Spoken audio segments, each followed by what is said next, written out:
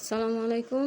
আমি আর একটি মজার রেসিপি নিয়ে হাজির হলাম। আজকে আমার রেসিপিটির নাম হচ্ছে কলমি শাক এবং লাউ শাকের ডগা রান্না আলু দিয়ে। তো দেখতে পাচ্ছেন একটি ডেক্সিতে আমি প্রথমে সরিষার তেলটা দিয়ে দিলাম, এরপর সয়াবিন তেলটা দিচ্ছি। আর এই শাকটা কিন্তু এভাবে রান্না করলে খেতে খুবই ভালো লাগে। আসলে এই প্রথমেই রান্না করলাম। দেখতে পাচ্ছেন রসুন কুচিটা দিয়ে দিলাম, আর যখন করতেছি ভাবলাম আপনাদের সাথে শেয়ার করি। এরপর পেঁয়াজ কুচিটাও দিয়ে দিলাম। খুবই মজাদার একটি খাবার এটি। আর এই ধরনের কিন্তু ডগা রান্না থাকলে গরম ভাতের সাথে খেতে আর কিছুই লাগবে না। বিশ্বাস হচ্ছে না, একবার হলেও তৈরি করে দেখবেন। আর আলুটাকে এভাবেই কেটে নিতে হবে। দেখতে পাচ্ছেন আমি এভাবে স্লাইস করে নিয়েছি। সবগুলো আলু দিয়ে দিলাম। স্বাদ মতো লবণটা দিয়ে দিচ্ছি।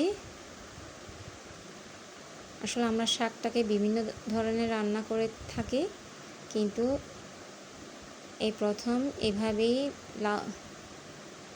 শাকের ডগাটা, আসলে লাউ শাক না, হচ্ছে কলমি শাক প্লাস কুমড়ো শাকের ডগাটা রান্না করলাম। আর যখন রান্না করলাম ভাবলাম আপনাদের সাথে শেয়ার করি। তো এখানে আমি কষানোর জন্য পানিটা দিয়ে দিলাম।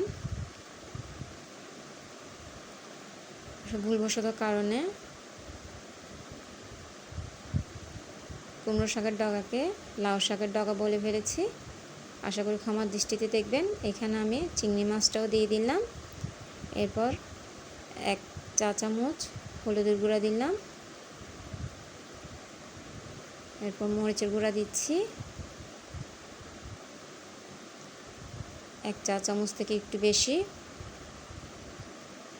আর এই শাকটা যে এভাবে রান্না করলে এতটা স্বাদ হবে আসলে আমি নিজেও কল্পনা করতে পারিনি। খুবই মজাদার। কাঁচামরিচ ভেঙে দিচ্ছি, একটু টমেটো কুচিও দিলাম, বেশি না, 2-3 টুকরো। আবারও নেড়ে চেড়ে দিচ্ছি। যেহেতু আলুটা সিদ্ধ হয়ে গেল, এখন আমি শাকগুলো দিয়ে দেব। দেখতে পাচ্ছেন আমি এইভাবেই কেটে নিয়েছি। এই ডগাগুলো দিয়ে দিচ্ছি, কুমড়ো শাকের ডগাটা।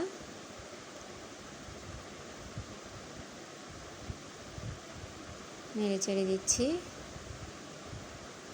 আর এটা যে এতটা স্বাদ হয়েছে মাশাআল্লাহ, বলার মতো না। সামান্য পানি দিচ্ছি। আর এভাবে রান্না করলে যে আমার পরিবারের সবাই পছন্দ করবে আসলে সেটাও কল্পনার বাহিরে ছিল। আমি নেড়ে চেড়ে দিচ্ছি।